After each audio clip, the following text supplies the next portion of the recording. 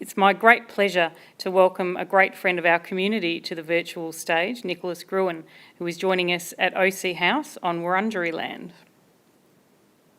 Nicholas is a widely published policy economist, entrepreneur and commentator on the economy, society and innovation. He was formerly chair of the Australian Centre for Social Innovation, the Australian Government's Innovation Australia, and founding chair of CAGL. Former Australian Treasurer Lindsay Tanner has described Nick as Australia's foremost public intellectual. And I can say, having had a few brain-melting discussions with Nick myself now, I could not disagree with that sentiment. So I'm going to hand right over to you, Nick, to start this session. Thanks very much, Kathy. I think I might have melted some brains. I'm not sure I changed any minds in our last conversation. But anyway, I want to talk today about escaping the iron law of business as usual. And I was introduced as someone who has something to do with innovation. I don't much like the term innovation. It sort of means so many different things to so many different people. But I want to use a fairly simple idea which people who are involved with innovation are familiar with often, and that is the valley of death. The valley of death exists in various different forms, and now we're talking about private sector innovation, but the valley of death, the worst valley of death in innovation in private sector innovation in Australia is the valley of death between some technology that is developed in a university and commercial and proper commercial exploitation and growth. We do it terribly. In fact, most countries do it very badly. Even in the United States, most universities fail at getting across the valley of death. But that's relevant to our community, because I think there's an even worse valley of death in social policy. And the way it works is fairly simple. Policy discussion is had as if there is a market. We all know it's not a perfect market, but there is a process going on in which a market is imagined, and this market is a market in which the government provides money for social programs. There are lots of providers of social programs, and good social programs will be purchased more than bad social programs. That's the pretty simple logic of it. And because those social there can also be pilots which are piloting new approaches to things, and lots of NGOs will be doing exciting new innovations in social policy, and we all know that we need that. It's pretty obvious that we're not doing a very good job of social policy, and I distinguish between thin and thick areas of policy. Australia's been typically very good at thin policy, and what I mean by thin policy is policy where you change a tax rate, you change a welfare payment rate, and the whole system, and it immediately scales because we already have a system that organises that around the country. And thick policy problems are problems like looking after or trying to protect neglected and abused or suspected neglected and abused children, Aboriginal welfare, mental health, just teaching kids well at school, keeping them healthy. Those are thick policy problems, and we fancy we're good at that, and I think we're not, I guess, amongst our peers in the world, terrible at it, but we could be so much better at that. And what it always gets down to is a mistake, a category mistake. I'm now going to explain to you how to play chess better than Magnus Carlsen. You learn the rules, and then you make sure that you make moves that are better than Magnus Carlsen makes. You might not think that's a very funny joke, but that's the sort of thing that we do all the time. And what we do is, because we're dealing with a difficult area of know-how, how do you do those things? We default back all the time because it's more familiar territory, because it makes us feel more competent. We default to talking about knowledge, not know-how. We don't face up to the fact that we don't know how. And so we're back at a rather cruel joke that people tell about economists, which is, you know, the economist on the desert island, and there's a bunch of cans of food and everyone's starving, and there's an engineer and a mathematician and an economist. I don't know the joke that well. I don't know what the engineer or the mathematician says, but I can tell you what the economist says. He says, assume a can opener. And that's kind of more or less what we do. Here is the Productivity Commission's, this comes out of their most recent report on Indigenous evaluation strategy. And they think it's an important contribution. They think it's a central contribution, not really to look at how to do this well, not really to look at who has done it well and how they've managed to do it well, and who's been not doing it well but continuing to get paid to do it. They didn't look at any of those things with any great focus. In fact, they don't know very much about evaluation. But what they did was they presented us with a chart with some very pleasing words on it. They told us that the principles of evaluation, this national strategy that they were releasing, was a strategy for evaluation to be credible, useful, transparent, and ethical. And the question of how to do each of those things was somehow, but there's 500-page backup report, but somehow that fell into the background, as if the task was to say these words. I think it would be pretty easy to come up with 4 other pleasing words. And I'm hoping that people in the audience will have had that experience, will have had the experience of, just let me put a question in your mind that next time at the next corporate away day, when you see a chart like that, just ask yourself if something similar is happening. So what matters, what's hard, what's fundamental about getting a system with know-how, a system that knows how to deal with difficult problems, that has skill that works in it, is we need some healthy relationship between the arteries and the capillaries of a large system. And there we need to know about Lord Acton's fault line. Now, I've told this joke for 20 years, I suppose, as a bit of a throwaway line, but in a recent essay on the Productivity Commission's inquiry, on the Productivity Commission's report into Aboriginal evaluation, I made a deliberate decision early on in the essay. I said, I'm going to bring this into centre stage. This is something we need to think about because this is driving the system crazy. It's driving the capacity to focus on what matters out of our deliberations. So the joke is this. This is a joke that Lord Acton made at the beginning of the 20th century or thereabouts. It was quoted by Gough Whitlam, which is where I think I heard it first. That rowing is the perfect preparation for life, for public life, because it enables you to go in one direction while you face in the other.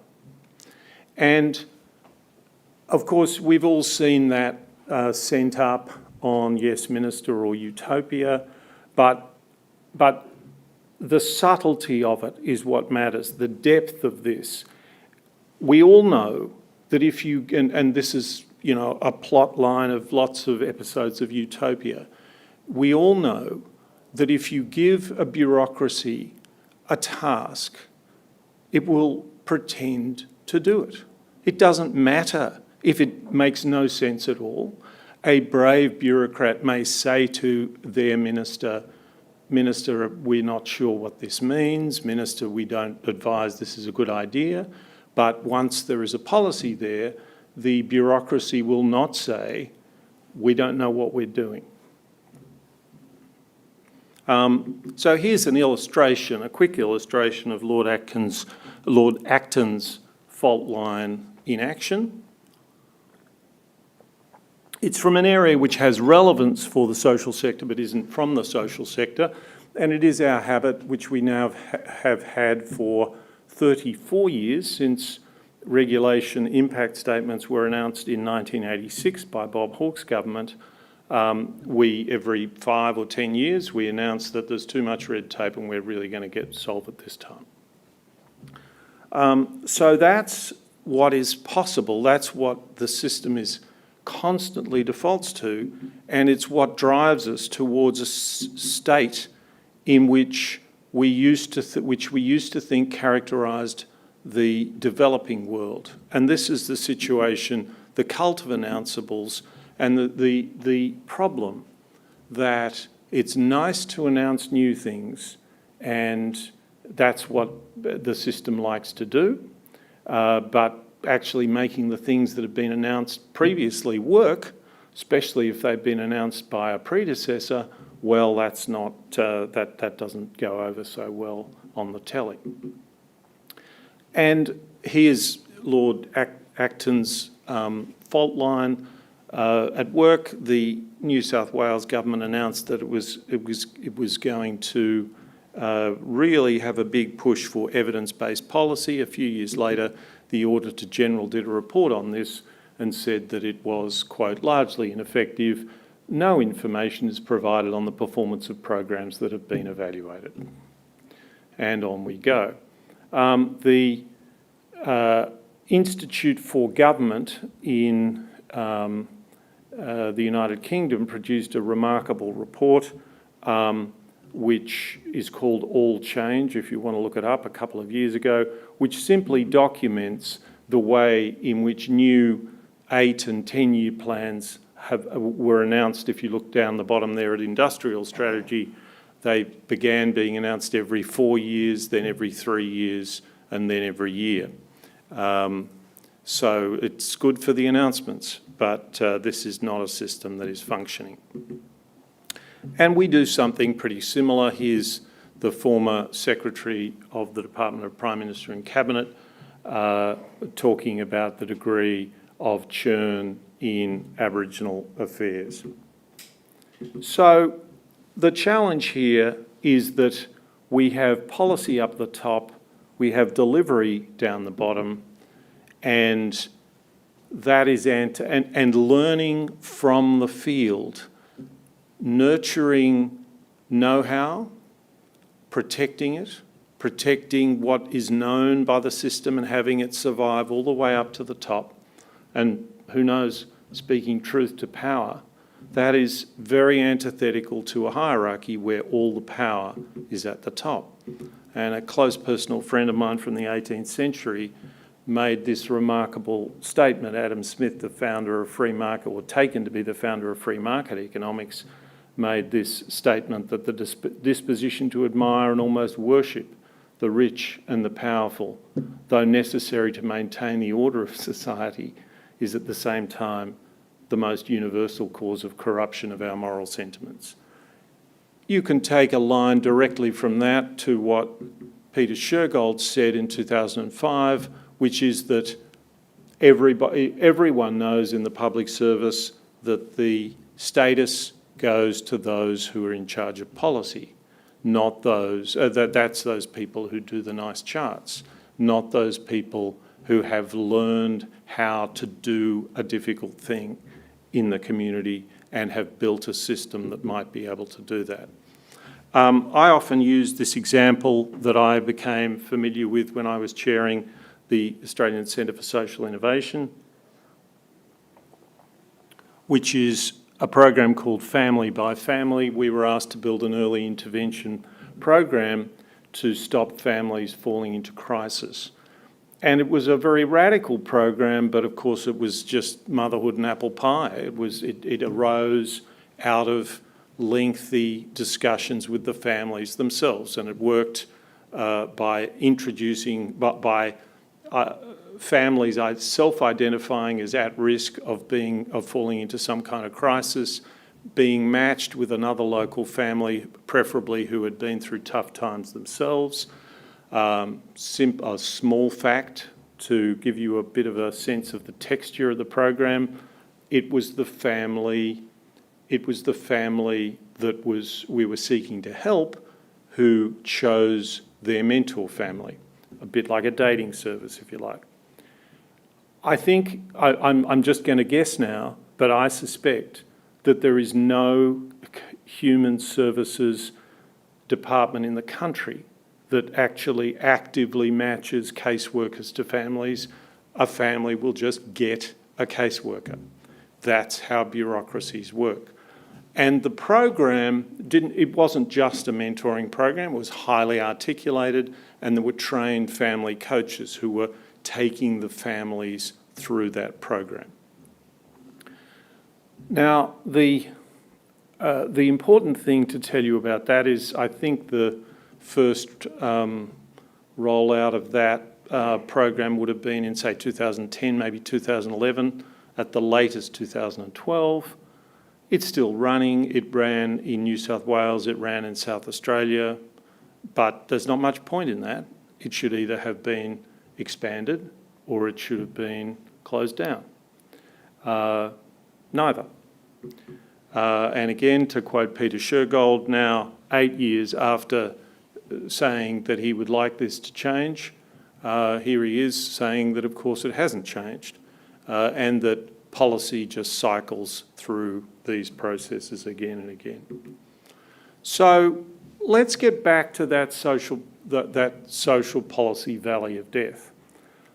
I want to try to... this came as a bit of a shock to me because I suddenly realised that it's not really even a valley, it's a kind of chasm. It's kind of impossible to get across that valley in social policy.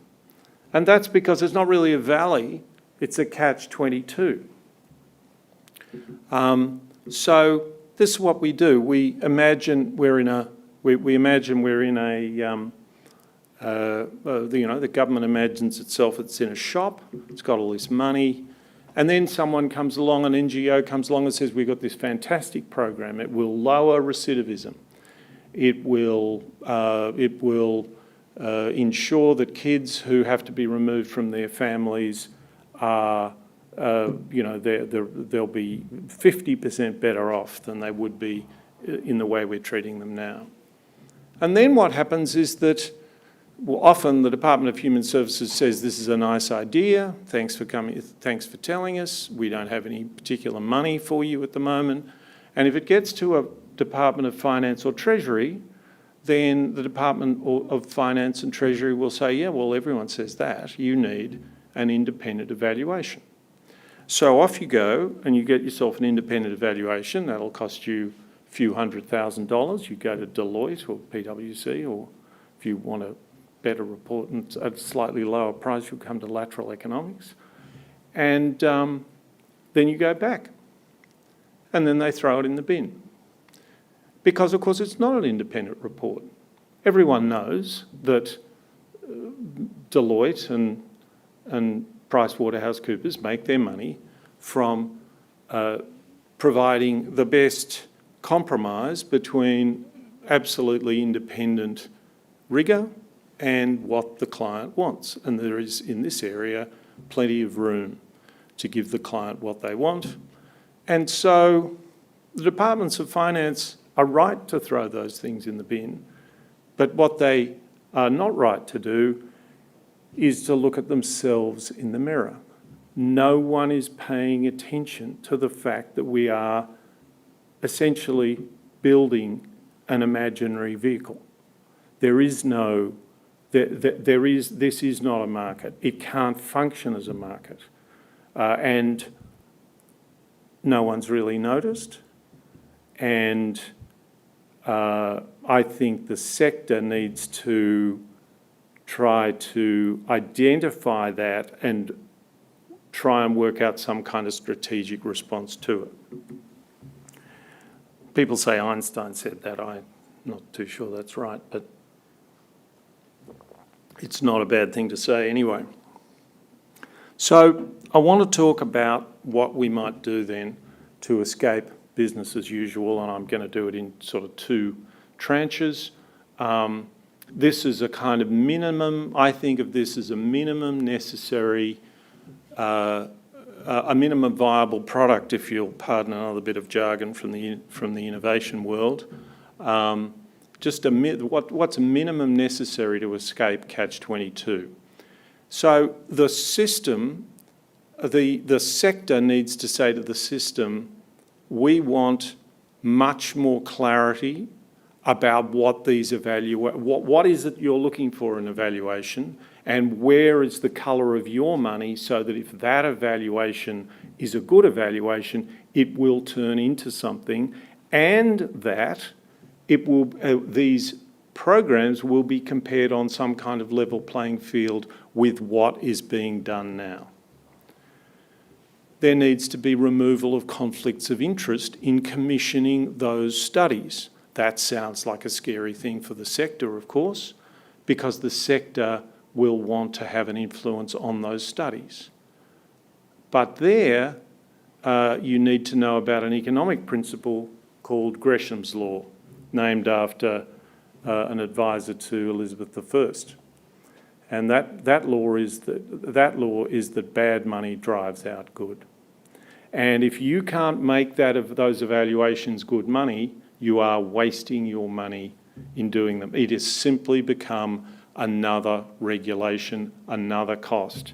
It isn't achieving anything beyond that, but you're all on a level playing field with everybody else who's doing those independent evaluations.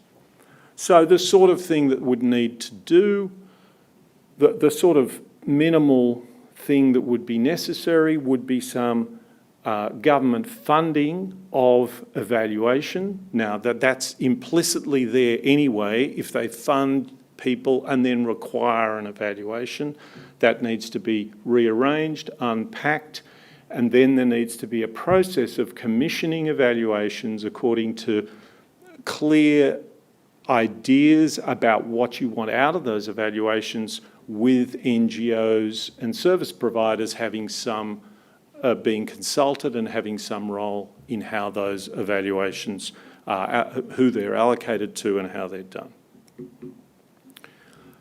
And then the question is it possible to use the system we have at the moment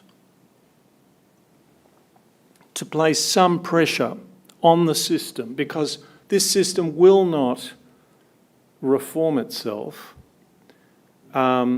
without quite a lot of pressure. And I think that is possible, and I think we need to talk about it and strategise it and so on, but I'm simply putting up here a sketch of the beginnings of the sort of thing that might be asked by the sector of the government. So I suggest a biennial Auditor General stock-taking report, and that report would report in a fairly standardised way on the state of pilots, other exploratory innovation at the edge of the system, how is the best innovation identified, what's being upscaled and downscaled and why. And here is a big one. I should have put it in flashing lights or in a different colour, that thing at the bottom, which is, don't imagine that the people at the top can suck the knowledge out of the bottom of the system, out of the edge of the system, and codify it and control it. If the system is to acquire know-how, then we want to see the people who are doing it, the people who are showing how to get together all of those difficult things that are necessary to achieve something like this. We want to see them getting more agency in the system, not the people who are sitting there at the top. They can keep doing their jobs. Their job is to make sure this process happens. That's hard. That's way beyond the idea of a nudge unit or a what works centre, which is what the sort of thing, I'm assuming you will know what those two things mean, and if you don't, I'm very happy to answer questions about them. So I now want to conclude, and I want to conclude by telling you about a meeting that took place in 1947. And it was a meeting of people who thought the world was going to hell in a handbasket, and they fancied themselves as liberals. Some of you will know of a person called Friedrich Hayek who put the whole thing together. This was the beginning of neoliberalism. They actually called themselves neoliberals. And they understood that to get things done, you need to have a strategic idea of what you're doing, which is a bit ambitious, that is not just that you don't take out what won't be accepted. You just keep working. In other words, you keep working on all of the important agendas you have with power. They don't go away, they just continue. But you start to build an intellectual consensus around critical issues.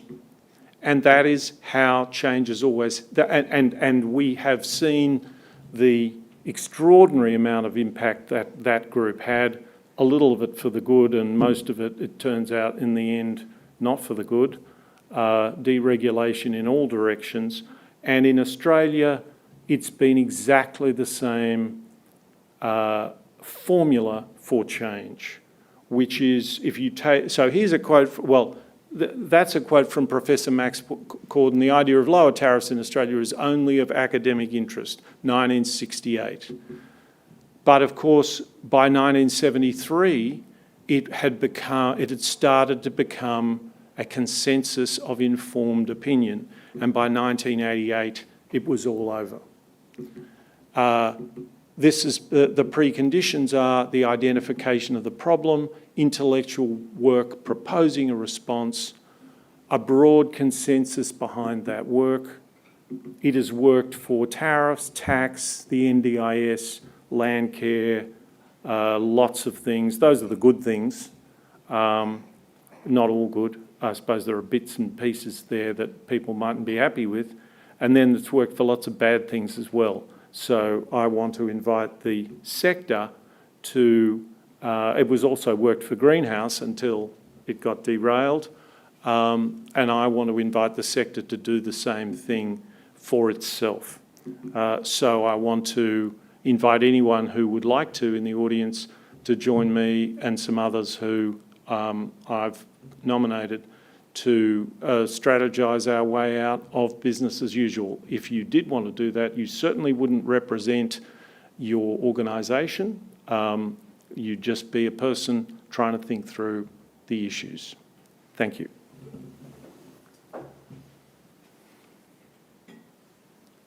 Thanks, Nick. As usual, that was a really thought-provoking presentation. You did manage to change my mind last time we spoke a little bit. Oh, good. Oh, that's excellent. But on that's all you can hope for, and I feel very buoyed by that. On that front, one question that I have, before I've got a number of questions here, is you talked about the people at the top, or not even the people, the power structures can't suck the knowledge up. Yeah. Is it possible, do you think, to defy gravity and to get the power flowing up, or information flowing up, ideas flowing up, knowledge flowing up? Yes, it is, but it's hard. It's very hard, and I've designed a thing, again in the same sort of spirit as I've proposed the things to you here. I've designed a thing, I called it, I'm starting to regret calling it the Evaluator General, but it's a management structure that tries to separate the doing from the knowing. So that if you think about monitoring system in a program. The idea is to separate that out from the doing. There has to be close collaboration between them, but you have separate lines of reporting. And the idea of that is that you build knowledge, you build transparency through self-transparency. So that, imagine a school, the idea comes from Toyota. And Toyota realised that a hierarchy kills knowledge. And it came up with all that stuff about how our workers are our greatest asset, except it actually believed it. And it really put a lot of energy into training workers, and workers are the people who generate the knowledge that the whole system runs on. That's really what you want.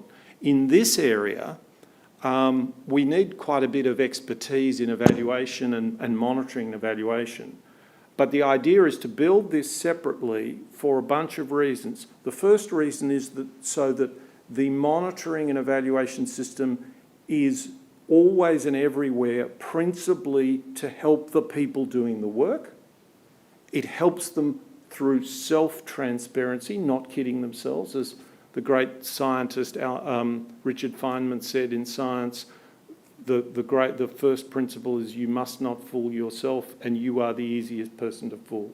And that's true in this sector because people are so possessed of the fact that that they want to do a good job.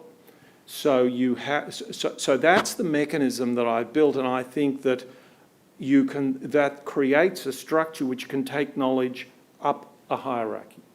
I've given talks on it. I've got stuff on it. I can send it to you. But you can't. It's not about some slogans in a TED talk. That won't work. So people who go on about flat structures, all that stuff. We have terms like reputational risk, which means everything goes out the door. We've got to keep the minister happy, cover up anything that is important, and so on.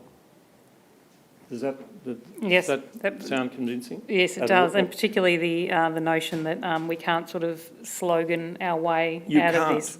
No. That's not going to work. And that's know-how. The slogan is know-how. It's useful, but the slogan is knowledge or knowing that. And yeah, we know that we want information to travel up. How do we get it to do it? It's hard. That's hard. But it takes as much. I don't want to give the impression that you're just oppressed by people at the top. It takes a lot of insight and paying attention to work out a system which might actually do that. We have a bit of a slogan that we try to work to with our data science work, where we say things have to be not just interesting but useful. What does this mean? What can we do with this? Yeah. I've got questions here I should get to. Josh Lee from Greater Shepparton City Council says business as usual is largely tuned towards risk aversity, and even in local government it seems concerns of political repercussion is transferred downwards, so we've got that coming down, and affects the ability to change and move. How do we change the information travelling up the decision chain to change this? Yeah, so I tried to suggest earlier, it's completely right, except that I don't like the term risk aversion because these systems are actually full of risk. They're just politically risk averse. There are certain kinds of risks that are big risks, and there are other kinds of risks they don't care about. They don't care too much if a child dies in child protection, so long as they care about it getting on the news. Now it turns out that dying is a sufficiently serious event that the two things are fairly closely related to one another. But it's actually very important, I think, to pay close attention to what the phenomenon is that you're concerned about. But in terms of saying something positive, always try to go for information that has integrity and also to try and build community buy-in around an information system, not just communities going, we love this program and please write to your local member, but this program lowered poverty in these suburbs over the last 5 years. It reduced recidivism. Here are the people. Here are the people who haven't committed crimes again, having been released from prison. So the system works with slogans, and people hate slogans. They're sick of slogans. They've got a sixth sense when they're getting one. The community can have facts, and facts work well in the media. The next question is from Jocelyn Horton-Smith, who asks, governments are still working to economic goals and targets. How can we work towards aligning the right and common goals for social impact?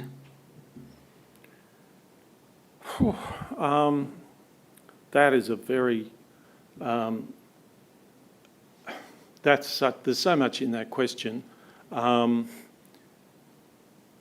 not sure how much they really are working to economic goals. You know, if you look at the Prime Minister's latest announcement of, you know, some favours for his mates in gas, that's not trying to do anything for the economy. That's an announcement, that's a favour, and so on. So, yeah, I'm not answering this question. Well, it actually leads very well it leads very well into the next question, actually, which I'll throw at you. Yeah. Joe Dodds asked, do the power structures actually want that knowledge? Aren't they actively resisting anything that challenges the aims of the wealthy? That's the people at the top of the bureaucracy are not that wealthy. They're wealthier than they should be, and they're wealthier than they were just 15 years ago. They got their pay doubled. That was nice, wasn't it? But they're not the wealthy. So you have a political system which is looking after the wealthy. That's kind of true. But the bureaucracy wants to do a good job. It's just that it wants to keep its job and it wants to look after its minister. So you have to try and work largely within that system. And I think that's possible. The bureaucracy would have told you in 1968, the bureaucracy would have told the minister that there were, you know, not to think about cutting tariffs. The bureaucracy will tell their people what they think. I mean, they shouldn't be politically second-guessing things, but they do that all the time. But the bureaucracy will take their idea of the possible from the consensus that is around. So you have to work. You just have to work on that consensus. And I mean, I guess what I've tried to do, what I tried to do in the essay that I wrote about the Productivity Commission, which I commend to you in all immodesty, is to try to. All you can do is, I guess, do what Martin Luther King tried to do, which is to shame people. I don't mean sort of on Twitter. I mean, say to them, you do want to do a good job, not a bad job, don't you? Because most people do. So they've got a bunch of institutional imperatives, and you can't tackle those directly, but they want to do a good job. They really do. And that's the language. So if you pay attention and you start finding ways to build things that have some weight and solidity, they'll respond. They will. That's optimism. That was a better answer than my last one, wasn't it? I've got heaps of questions here. I'm going to run through as many as I can. Kyle from Mission Housing Australia asks, this is a curly one, our government laws and systems in Australia is founded on theft of land, continued genocide of Aboriginal and Torres Strait Islanders. Can we escape business as usual and the lies that our economic system will get us out of the problems it's developed without fairly addressing land rights? Until we address land repatriations or reparations, we are just pissing in the wind. Yeah, well, I don't agree with that. I think that the issues that are raised in that question are serious issues like everything else. I don't think that the rights of a child whose parents have abused and neglected them are any less than the rights of Indigenous people. There are terrible problems out there, and we need to try to tackle those problems. And they don't exist, particularly, in my view, in a hierarchy. They exist, they make demands on our conscience, and we do what we can. Kathy Griff from Bega Valley Shire Council asks, what do you think of citizens' juries, and what are your thoughts on... Oh dear, she shouldn't have asked that. And, well, here comes another one, which is part of the same question. Poor old Dennis down You there might is thinking, God, I mean, you know. Choose to answer one or both. And also she wants to know, what are your thoughts on modern monetary policy, whereby government doesn't need to make a budget Oh, well, right, yeah. surplus? The easy questions last, eh? I have more. Okay, good, that's great. So, quick thing on citizens' juries. I think citizens' juries are a fantastic thing, and I've written a lot about them. If my children were here, they'd start rolling their eyes at this point. I will tell you of a word. The word isn't from our language, it's from ancient Greek. The reason I'm telling you this word is that it is about a political concept. The political concept doesn't exist in our politics. The moment I tell you what it is, I think you'll see that it should. The word is isegoria, and it means equality of speech, not freedom of speech, but equality of speech. And if you don't have a university education, you don't get to be a parliamentarian in this country or any other Western country. Across the Western world, less than 50% of the adult population have a university degree.